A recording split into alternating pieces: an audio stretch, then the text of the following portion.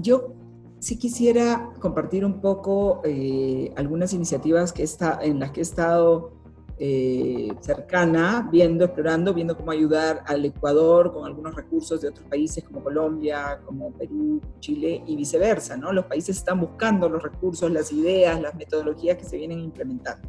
Definitivamente en todos estos países, sobre todo de la región andina, podríamos decir, y a nivel de Latinoamérica, están hoy día combinando distintas estrategias, ¿no es cierto? Aprender en casa, en primer lugar, que es, si es que solamente el 30% en promedio de las familias con estudiantes en edad escolar acceden a algo de conectividad y a al menos un dispositivo que puedan compartir entre los miembros de la familia, y todo el resto, ese 70%, que es lo que tienen que ir ya aprovechando desde el hogar, ¿no? Entonces, claro, por un lado está el tema del recurso de la televisión, que tampoco es el 100%, pero bueno, ya es un grupo mucho más grande y desde la televisión se puede realmente seguir dando clases bastante similares a lo que se venía haciendo en la escuela, en el sentido que se graban las sesiones de los propios docentes, ¿no? Entonces hay una serie de técnicas, de estrategias para que esa grabación pues no sea algo a manera de dictado, sino que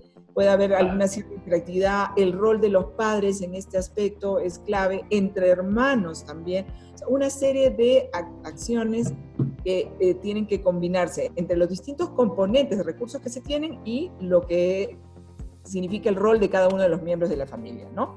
La otra es el tema de radio, que también creo que es importante considerarla. Y por último, sabiendo que en nuestro país, bueno, yo en nuestro país porque soy nacionalizada ecuatoriana también, no soy peruana y ecuatoriana, en nuestros países, digamos, tenemos, ahí sí, la gran mayoría de la población tiene acceso a radio y tiene acceso a un celular. Muchos de estos celulares, obviamente, puede ser que no sean smartphones, pero sí tienen la parte de mensajes de texto. O sea, en general estos celulares tienen mensajería de texto, ¿no es cierto? Con mensajes de texto hay iniciativas en algunos países del mundo, y UNICEF ha hecho estudios sobre esto. Se puede hacer no solamente el tema de comunicar, así como con la radio uno puede comunicar, dar directrices, ¿no? Decir qué se va a hacer con los materiales de texto, lo que fuera, todo lo que hay. Con el mensaje de texto se pueden ir evaluando también, según las respuestas que se le encargan a los estudiantes, a alimentar en el mensaje de texto, los mismos padres de familia. Es decir, hay que replantear un modelo en el cual, mientras no vayan a la escuela o cuando se plantea una opción, que es la que quisiera comentarles, que en otros países ya se está explorando, del tema del retorno a clases, de hecho, sí, parte todavía, por un buen tiempo a lo mejor, va a tener que producirse en los hogares. Claro. Y además, así lleguemos a esa nueva normalidad, ya llegando los estudiantes a su escuela totalmente, yo creo que ya el hecho de haber tenido que incorporar este tipo de recursos nos marca también una nueva forma de aprender y de enseñar, apoyados en estos recursos. Es un efecto permanente, digamos. Sí, exacto. Entonces, yo diría que pensemos en el escenario inmediato, en este momento, todo lo que podamos aprovechar, y yo sí recomendaría que se vea qué se está haciendo ya en otros países, y para eso, felizmente, organizaciones como el Banco Mundial, como el propio UNICEF, como el BID, están recogiendo las distintas iniciativas de los países y sistematizándolas, presentando buenas ideas que hay. Inclusive el Banco Mundial tiene una guía para el aprovechamiento de los distintos recursos para el aprendizaje en casa, ¿ya? Una guía de los pasos que se deberían hacer y cómo se debería trabajar. Porque aquí hay dos cosas: los componentes con los que tenemos, de los que disponemos. Disponemos del libro de trabajo, del libro de texto que ya estaba, disponemos de la radio, disponemos de los mensajes de texto. Ok, no disponemos de conectividad a internet, es muy poco lo que vamos a hacer. No podemos presentar una estrategia educativa basada en internet cuando hablamos de educación pública, definitivamente que no.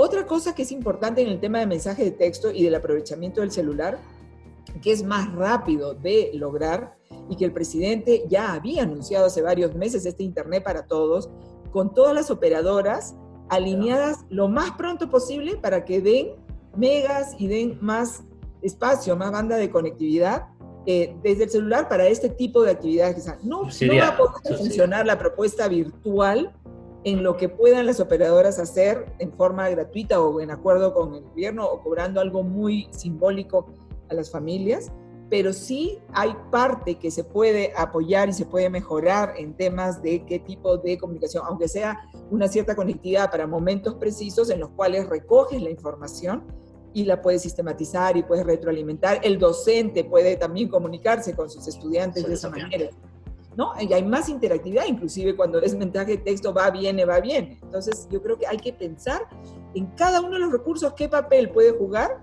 y cada uno de los actores de ese nuevo ecosistema educativo, llamemos, donde tienen nuevos roles, ¿no? Claro. Padres, abuelos, entre hermanas, comunidades que están cercanas y que de alguna manera podrían empezar a tener un cierto tipo de contacto. Lo que se refiere a la escuela, o sea, el regreso a clases, en otros países se está pensando en el tema de 50-50, ¿no es cierto? Es decir, se tendría que plantear días en que va la mitad de los estudiantes y la mitad que no vaya. Un cierto distanciamiento obligatorio, una serie de condiciones. Entre los niños eso es más fácil, porque sabemos que los niños casi el nivel de contagio entre ellos es mucho menor, ¿no? Todos los estudios que muestran ello. Pero entre docentes, entonces se pondrían protocolos, se tendrían que establecer una serie de criterios y protocolos para que entre pares, docentes, pues haya un distanciamiento mayor. O sea, yo creo que sí vamos a tener que ya ir pensando en estas iniciativas. Inclusive pensamos lunes, miércoles y viernes, por ejemplo, la mitad, martes, jueves y sábado. Se tendrá que hacer el esfuerzo para que sea martes, jueves y sábado la otra mitad de estudiantes, para que lo más pronto pueda producirse esto. ¿Qué pasa con los días en que no voy a la escuela? Pues tengo actividades, 2 días más de esa semana, tengo actividades en el hogar que hay que plantearlas combinando todos estos recursos que te he comentado.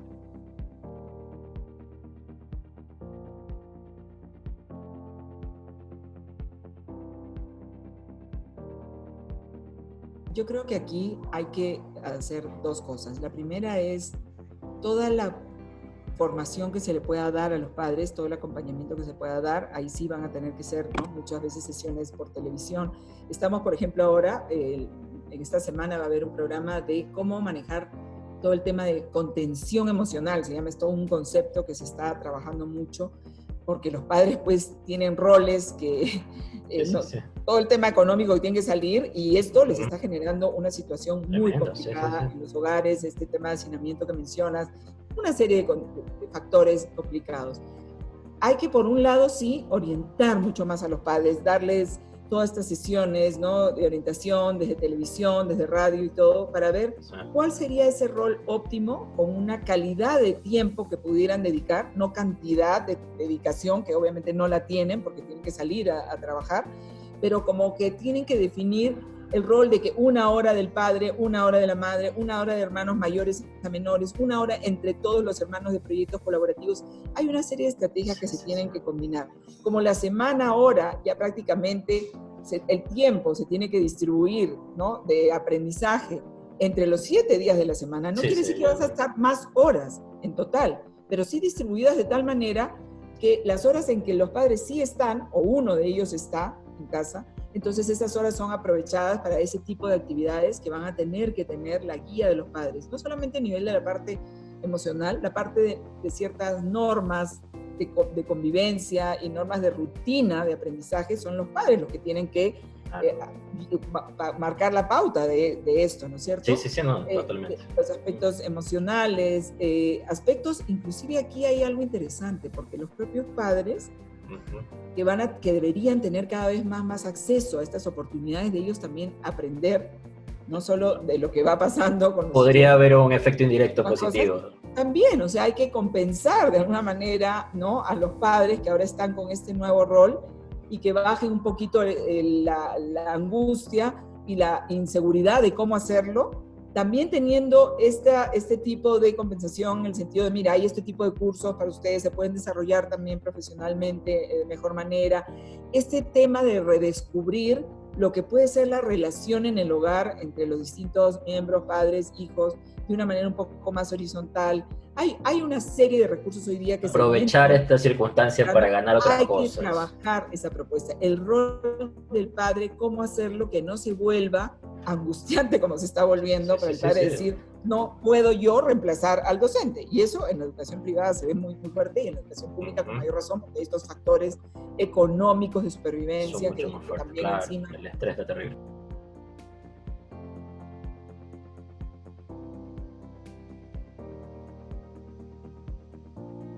Justo esto está pasando bastante en Perú. Se va a hacer una entrega en Perú. La situación económica es distinta, es bastante mejor que la que estamos viviendo en Ecuador hoy día. Sí. Entonces se va a hacer una inversión muy grande de tablets para 840,000 niños, estudiantes, ¿ya? Para que puedan también tener, o sea, por un tema de cierre de brechas, de inclusión, y por supuesto de ver de qué manera se aprovecha el máximo de las tablets. ¿Por qué te menciono esto? Porque realmente aquí sí tenemos que pensar mucho en el tema de qué priorizar, qué hacer con los recursos que tenemos hoy día educativos. Y definitivamente tenemos que priorizar aquellas competencias que hoy día en el mundo entero, ¿no? En la educación pública del mundo entero, solamente estamos logrando, llevando a niños, o sea, esa decisión racional de los padres de que sus hijos sí vayan a la escuela, porque ahí van a aprender. Cuando están yendo a la escuela, solamente el 47% de los niños están aprendiendo, desarrollando las competencias mínimas de razonamiento matemático y de comprensión lectora. Entonces, hoy día no podemos seguir postergando la elevación de esos estándares de aprendizaje, ¿no es cierto? Entonces tenemos que concentrarnos en eso en primer lugar. Y luego, por supuesto, desde la integración de las ciencias y algunas otras actividades, toda la parte emocional es clave, la parte de ciudadanía. O sea, ir construyendo ciudadanía, por ejemplo, digital en los niños que cada vez van a estar más expuestos a estas tecnologías. Son una serie de cosas, pero que complementan, que se pueden hacer inclusive de forma transversal. Pero sí, por ejemplo, educación física, ¿qué hacen con educación física? Claro, el énfasis tiene que estar. Pero se pueden dar pautas, ¿no es cierto? En la familia, sí, sale actividades con cierta motricidad gruesa y todo entre las familias, y das indicaciones hasta desde el tema de juego. O sea, todo el tema de juego entre la familia, con el juego bien pensado se puede aprender mucho y pueden generarse dinámicas también de mucho más armonía, de convivencia familiar. O sea, hay que ir por todos los frentes.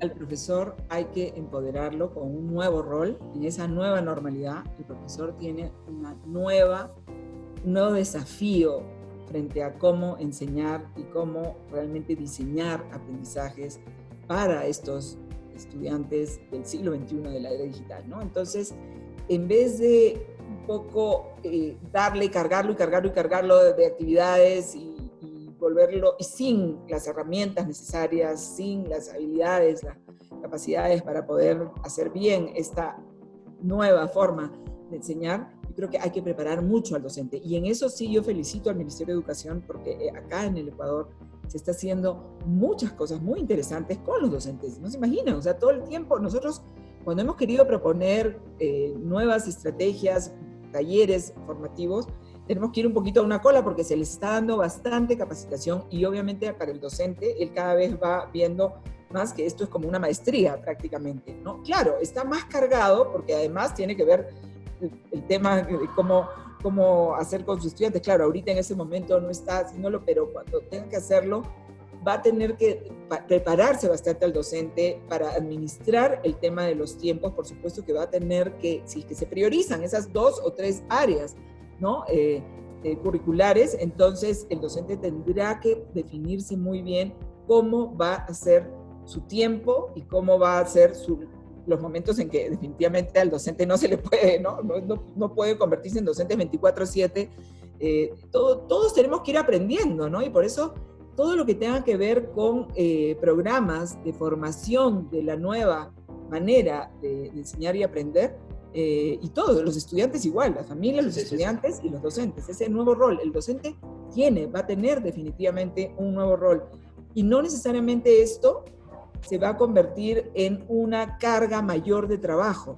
En el punto de equilibrio en el que el docente tiene la preparación suficiente, tiene algunos recursos, ¿no?, en su mano, no va a tener conectividad permanente para estar interactuando con sus estudiantes, pero va a contar con un conjunto de recursos tales que los convierte en aliados que más bien le van a aliviar, deberían a la larga aliviarlo en el tiempo de trabajo que tenía para temas de evaluación, para temas, o sea, una serie de tecnologías que hoy día lo van a poder apoyar en esto, inclusive desde el propio mensaje de texto, ¿no? Sí, sí.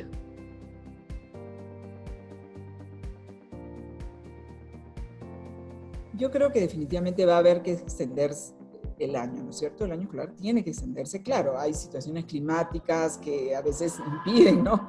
El trabajo para los niños en momentos de demasiado calor o de demasiada lluvia, etcétera, pero va a tener que plantearse el tema de extensión de horario, va a tener que plantearse el trabajo en casa con estos otros recursos, cómo buscar ese equilibrio en términos de tiempos, de exigencia, todo. Y aquellos estudiantes, por ejemplo, están por salir, o para todos los estudiantes, si es que realmente a la larga se ve que no se va a poder recuperar en este año, tendrá que hacerse un plan por los siguientes años, ¿no es cierto?, de recuperación, de liberación, de eso que se va perdiendo.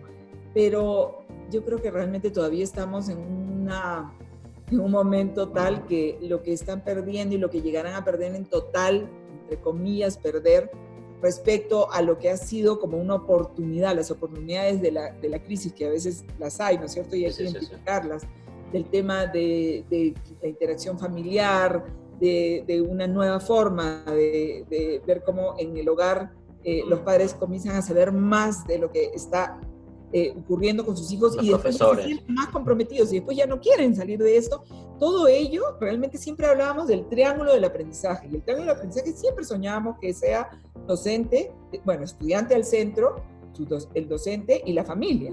La familia solamente estaba para exigir en general, y ahora la familia tiene un rol. ¿Cómo es ese rol? Obviamente no podemos sobrecargarlos, y cuanto más carencia económica hay, menos sobrecarga podemos tener. Pero el kit de lo positivo de esta convivencia familiar para el aprendizaje, yo creo que hay que ver cómo lo capitalizamos al máximo, ¿no? Sí.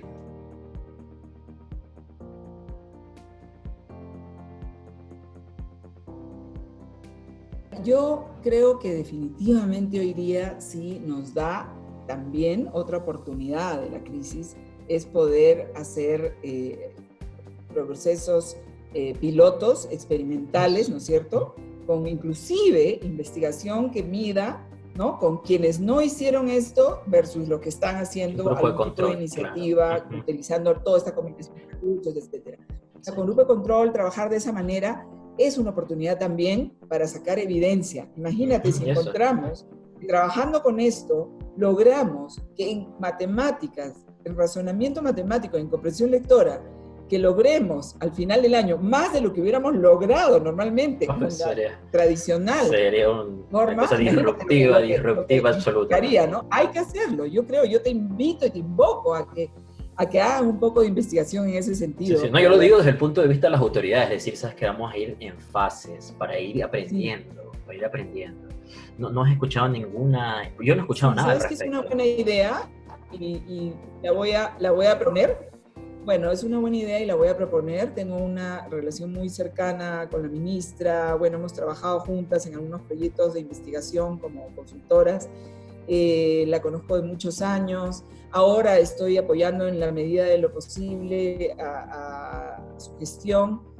Y siempre con ideas de este tipo, así que yo creo que esto, y más bien te comprometo a que podamos ver el área de investigación del ministerio, que podamos hacer algún trabajo de evaluación y de medición con evidencia. Que de aprendizaje sobre todo, de aprendizaje rápido, hay varias metodologías. Sobre aprendizaje y poder ver qué pasó en aquellos donde solo nos concentramos en razonamiento matemático y comprensión lectora, por ejemplo, ¿no? Eso es lo fundamental. Y tenemos también, ahí se me ocurre... Todo el tiempo queremos elevar en eso, queremos compararnos con los países, y al final no resultamos haciendo cosas como para que nos eleven y empecemos a repuntar un poco. Y podríamos estar investigando ya las escuelas particulares, ¿no? Si bien no son completamente comparables, hay un grupo que sí es bastante comparable, ¿no? Estas escuelas particulares más baratas, de sectores no tan pudientes, ir viendo cómo les ha ido en algunos aspectos para ir aprendiendo algo de ahí. O sea, agarrar de una, porque lanzarse masivamente sin conocer también tiene bastantes riesgos a la hora de implementar estas ideas. Sí, sabes que otra idea que he estado empujando y que hay desde muchos frentes se empuja es esta alianza público-privada de la educación privada con la educación, con el Ministerio de Educación, la educación pública, no en el sentido de simplemente que hagan más de los reclamos que está haciendo la educación privada, yo pienso que en varios casos con legítimo derecho, pero más en el sentido de siendo ellos quienes pueden hacer una educación de calidad, que compartan estos modelos exitosos con la educación pública, ¿verdad? Y en ese sentido de compartir, entonces le permitan a la educación privada tener mayor autonomía, mayor capacidad de autonomía para la innovación educativa. En este momento hemos venido después de varios años en los cuales no había esa posibilidad de hacer innovación educativa de tus modelos, tenías que regirte, ¿no? A unos criterios así muy exigentes, casi burocráticos, podríamos decir, y ahora sí es la oportunidad de que hay mucho más espacio desde el propio Ministerio de Educación para la innovación, para la creatividad educativa. Y entonces creo que es un buen momento para decir, trabajemos en conjunto y hagamos como parte de estos programas. Completamente, sí, absolutamente.